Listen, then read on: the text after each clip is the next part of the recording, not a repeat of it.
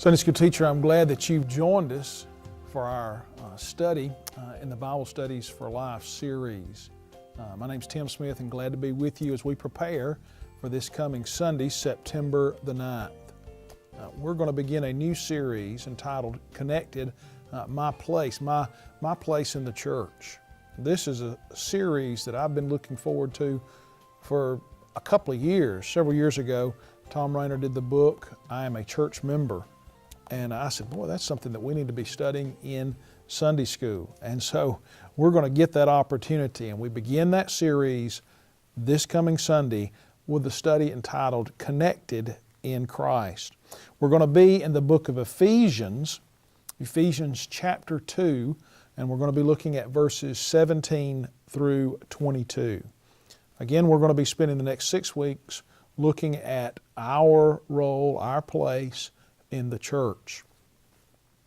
The point of the lesson for this coming Sunday is church membership is a privilege that is made possible through Christ.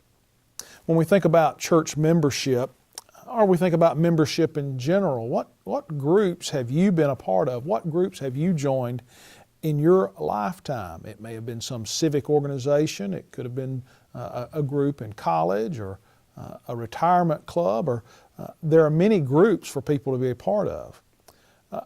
Probably for you to become a member of that group, there was something that you had to do, some initiation, some application process, something that you did. In order for you to be a member and remain a member, there were requirements, there were expectations.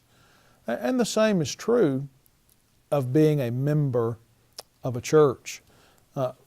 Dr. Rainer in his book talked about the difficulty that we see in our churches today. He said this, he said that 9 out of 10 churches in America are declining, or they are not growing at the pace of the population in their communities.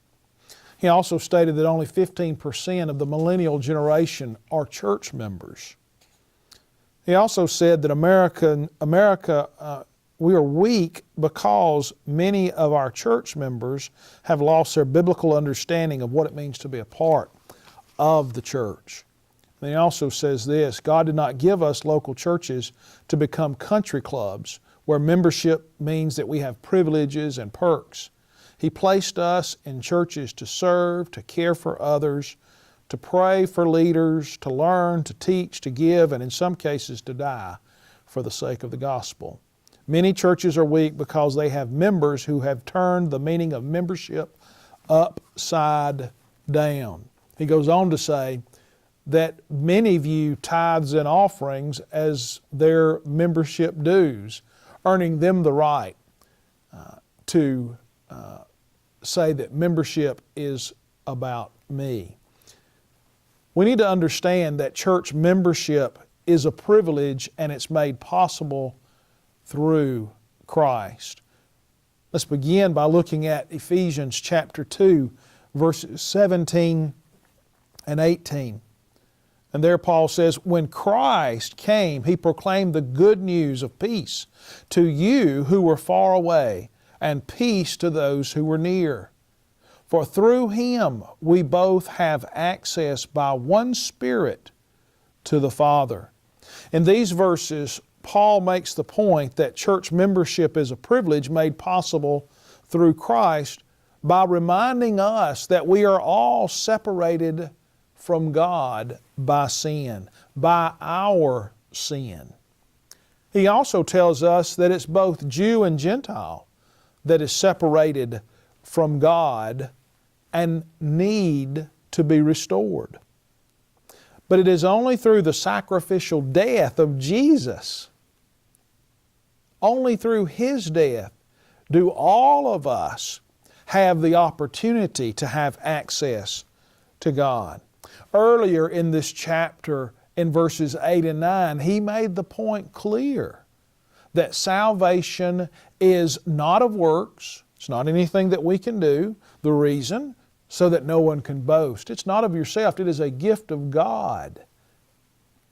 In these verses, he reminds us that salvation is something that all of us need, But the only way that we attain salvation is through what Christ has done for us. Salvation is a gift from God.